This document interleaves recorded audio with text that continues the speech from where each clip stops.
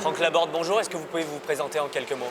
Alors, Franck Laborde, je suis producteur de maïs tout près de Pau, ici dans les Pyrénées-Atlantiques, et je suis le représentant des producteurs de maïs français, président de la JPM. On est ici à Pau sur un grand territoire de production de maïs. Quel est le lien entre cette production de maïs et le Grand Prix de Pau qui nous réunit aujourd'hui? Alors, le maïs permet de produire du carburant renouvelable. Depuis 2007, la GPM, les collecteurs locaux, se sont associés avec un industriel pour produire du bioéthanol 100% renouvelable. Aujourd'hui, demain et après-demain, des courses vont avoir lieu avec du E85, avec du bioéthanol.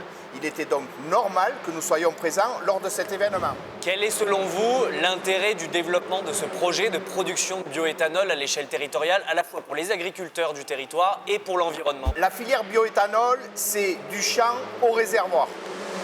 La filière est structurante dans les territoires, notamment pour la partie agricole, pour les agriculteurs. C'est une filière plus durable. C'est aussi une filière créatrice de valeur ajoutée au service des producteurs et au service de l'industrie. Ici, dans le sud-ouest, avec 500 000 tonnes de maïs, 10% de la production, nous produisons 2,3 millions d'hectolitres de bioéthanol, mais aussi nous produisons le process industriel permet de produire 170 000 tonnes d'aliments riches en protéines pour les animaux d'élevage, ainsi que 170 000 tonnes de CO2 renouvelable qui est utilisé dans l'industrie agroalimentaire. Est-ce que vous souhaitez nous dire un petit mot pour conclure?